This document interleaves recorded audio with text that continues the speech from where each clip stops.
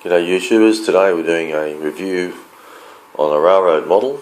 It's the F9. Now I'm doing a different way today, not in the box, but we're leaving it out of the box. It's on the track, it's chipped and ready to go. And there she is. Now the first difference I noticed with this locomotive when I got it, that the tender was connected to the loco. So the tender wasn't separate.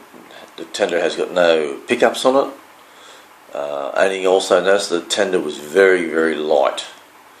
Now when I had this train under load with a big rake behind it, when you went to reverse it, the actual tender would derail. So I've soon fixed that problem. I had a weight left over from an old coach, a trying coach, and I've actually blue tacked that inside the tender, and works just perfectly now. Another point with this locomotive, I noticed when I got it that it ran in the wrong direction. With or without the chip in it, it ran in the wrong direction. So forward was reverse and backward reverse. But since I've put the chip in it, with my select controller, I've actually reprogrammed the locomotive so now it actually goes forward when it's supposed to go forward and not reverse. So that's working quite well. Also I did notice with this locomotive, it's still like every other F9 that was brought out in the railroad model, but this is another difference. It has the num couplings on it, on back, front and rear. And also does still have the sprung buffers. So every other feature has not changed. The only features that have changed is that now it's got NEM couplings on it, and that the tender is connected to the locomotive. But now she's a great little runner. I've had a rake of 28 trucks on the behind her. She pulls that. I've had big loads of coaches and an excellent runner. Now one thing I did notice about this locomotive, I've got a mallard locomotive. I put it beside and I noticed the mallard was a bit longer than it. I thought, that's interesting. I've always thought the F9 was the biggest locomotive they had.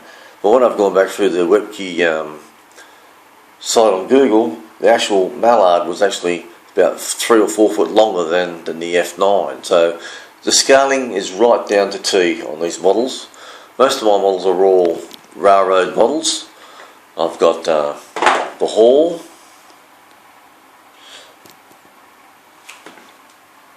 That's right. There she is there. She's a beautiful locomotive. Again, hasn't got sprung buffers, but yet it's in perfect detail. A lot of rivets, railings, everything's on it. It's fantastic. Not like my, also like the F9, a lot of the detail on that is just perfect. I've also got a Black 5, which was a railroad. These are all railroad models. Now the Black 5, only trouble with that, the tender was very, very heavy. It still had the old ring pull motor in it, so I've actually cut a heap of the metal out of that tender and now it pulls a decent train. You might notice over the back here, I've got a Parrot locomotive. It's an E-trench one. I've also got the D49 class. It's also a railroad model and in excellent detail. A great runner also, fantastic. And the mallard, the flight of the mallard I got in a set. And she's just a beautiful locomotive, plenty of power. It's one of the most powerful locomotives I have on the set. So that's my range of locomotives, bar a couple of, I've got the FJ over there, 50. That was coming in my Freight Master set along with, I've got the little Goods Master, little F8 goods shunter behind there, and an old trying Hornsby railroad locomotive I had. I brought the chassis from another model, so it had a more up-to-date motor, and I've chipped it and it runs beautiful.